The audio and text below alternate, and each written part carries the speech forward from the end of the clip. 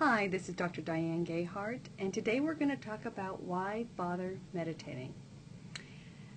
In recent years, if you've been watching the news or reading the cover of Time or Newsweek, you've heard a lot about meditation. And in the last 5 to 10 years, we in the scientific community have finally been able to kind of study what meditating, and specifically mindfulness, does to the brain. And actually, it's a really good thing. And so this is a short lecture on the benefits of meditation and what we're learning about how this affects us both physically and mentally, and a lot of exciting research in this area. There have been numerous studies on the effects of mindfulness on the body and on the mind. And in terms of physical disorders, most of the studies, and really the original research that started 20, 30 years ago, looked at chronic pain. And there's been a significant number of studies and evidence that shows that mindfulness meditation, mindfulness activities significantly reduce a person's experience of pain. Why is this? And what they believe is happening is that what mindfulness does is it helps you basically become an observer of your experience, including the experience of pain. And what ends up happening is that normally when any of us feel pain, there's a bit of a panic reaction, a stress reaction. Oh my goodness, something is wrong. And so not only do we have the initial first level of physical pain, but we also have a second layer of psychological panic and pain that actually exacerbates pain at the physical level. So if you start worrying about the pain and being upset about it, that actually causes physiological reactions that exacerbates it.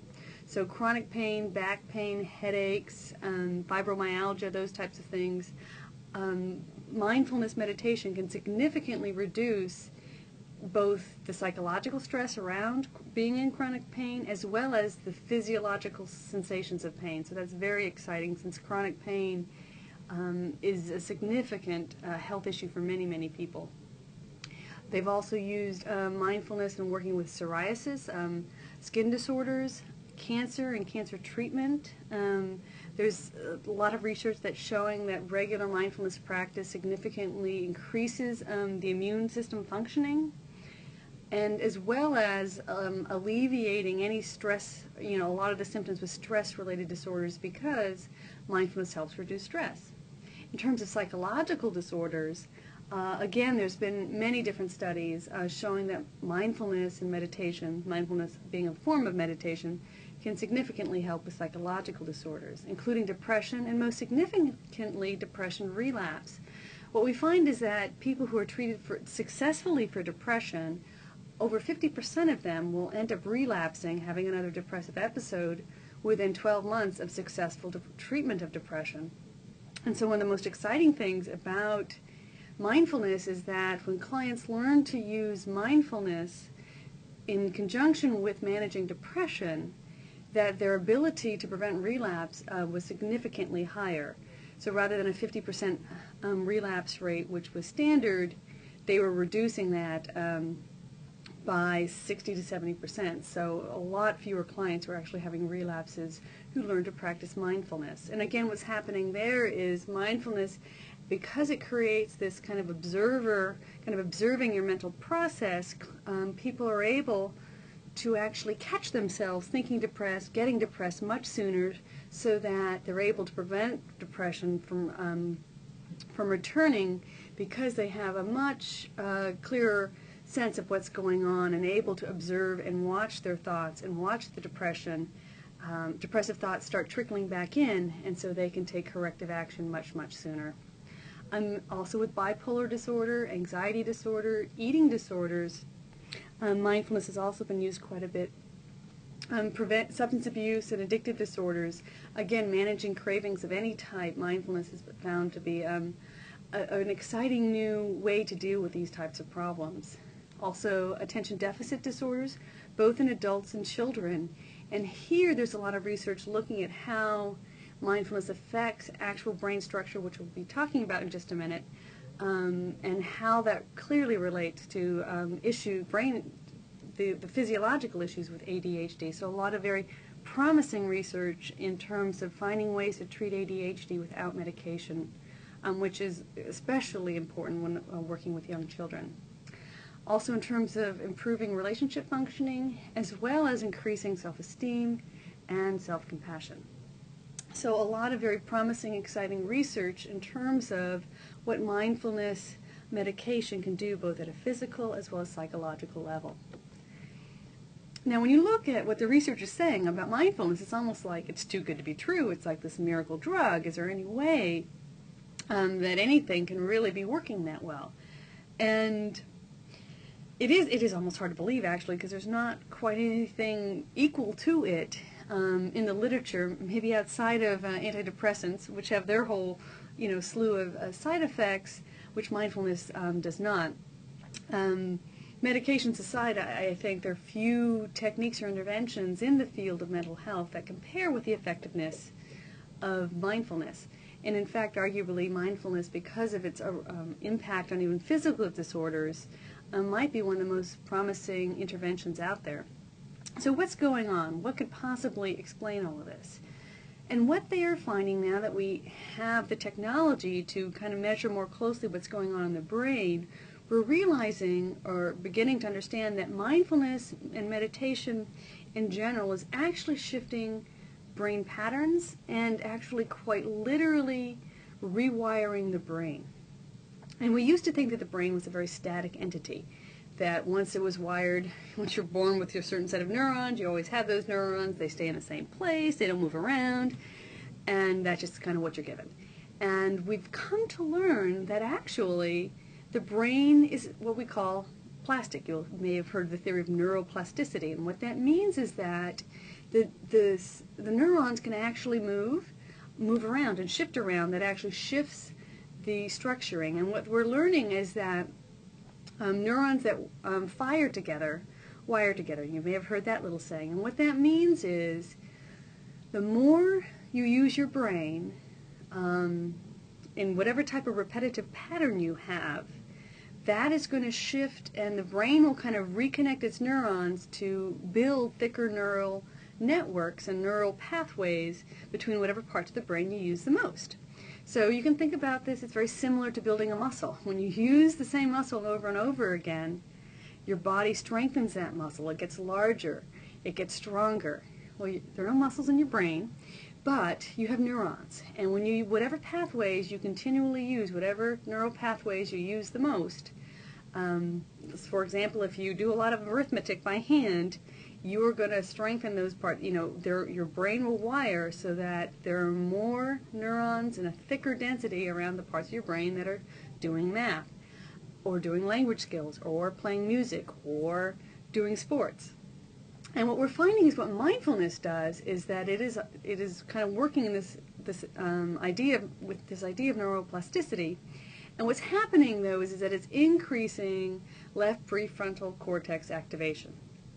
And that sounds really complex, but the most important thing to know is that left prefrontal cortex activation, the higher parts of the brain, the left side of the higher parts of the brain, are associated with positive mood states and positive dispositions.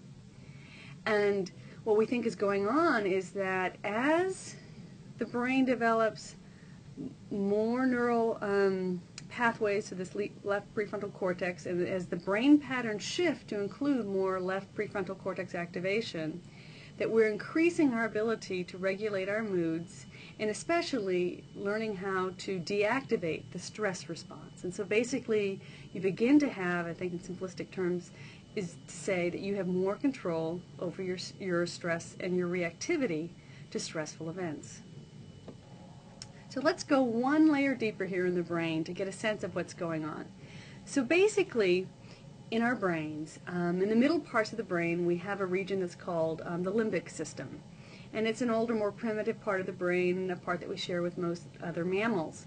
And the limbic system plays a very important function in terms of it's in charge of our fight, flight, freeze response, our stress response. So when we see a dangerous saber-toothed tiger out there, we panic and we run away. And the limbic system actually supercharges our muscles and our heart rate and our respiration so that we're able to either fight or flee, or in some cases actually freeze, but basically deal with dangerous situations.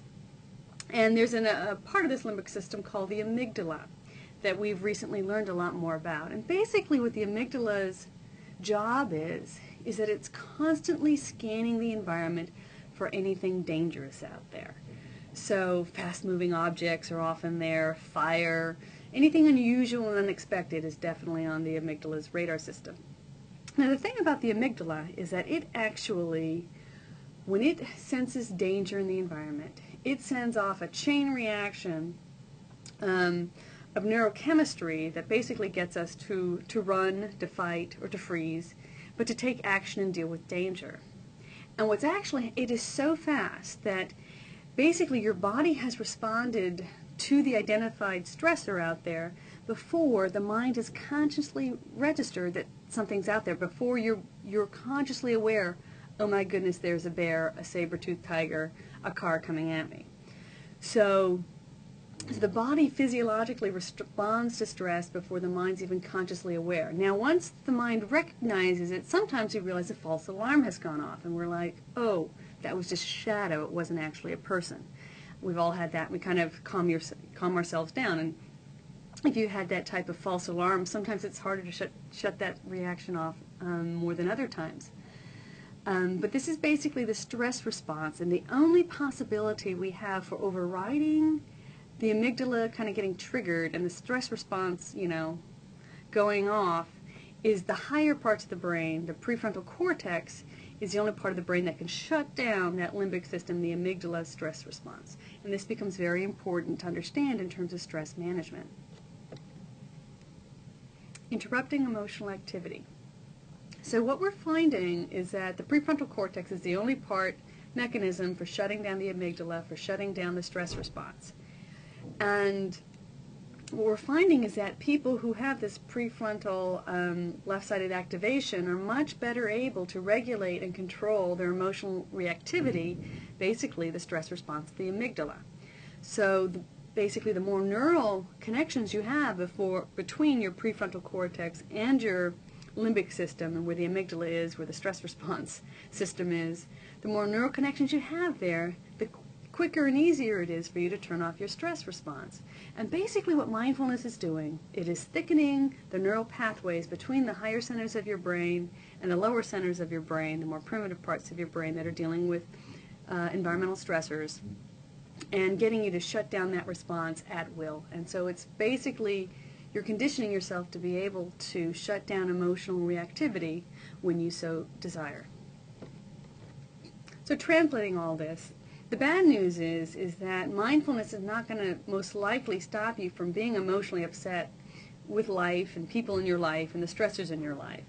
The good news is that it's going to significantly reduce the time you spend being emotionally upset, from years, months, or days to hours, minutes, and seconds. Quite literally. And the more you practice mindfulness, the better you become at shutting off this stress response. So even though there may be a momentary, gosh, that was really frustrating, I can't believe that person just cut me off, rather than simmer about it for the next half hour, within 30 to 60 seconds you're able to kind of calm down, turn that off, and go about to a normal state of emotional balance. And so it really reduces the amount of time you spend stressed and emotionally upset, and you become much less emotional and reactive. And then it kind of creates this upward spiral. The less emotionally reactive you are, the better you respond, so the fewer new problems you create. And so there definitely becomes this upward spiral the more you practice and the better you get at turning off the stress response. So just to sum up here, why bother practicing mindfulness?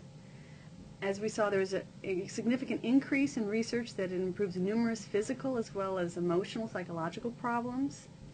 There's a potential to significantly reduce or eliminate the use of any medication, such as antidepressants, that might be used to manage mood and stress-related issues, and even physical-related issues, especially in the area of pain management, where that's especially important. Mindfulness is also one of the best ways to prevent relapse, especially with depression and also addictive behaviors. It's very effective in sustaining gains that are made in therapy. And finally, research is showing that mindfulness creates a general sense of well-being and promotes a general sense of well-being and actually increases a person's not just feeling good for a few moments, but actually shifting to a happier disposition. The more a person's brain patterns have left-sided prefrontal cortex activation, the happier disposition they have. And what that means is that their default level of happiness becomes much higher. So a lot of exciting research in terms of what mindfulness is doing to kind of restructure the brain and in terms of long-term mental and physical health benefits.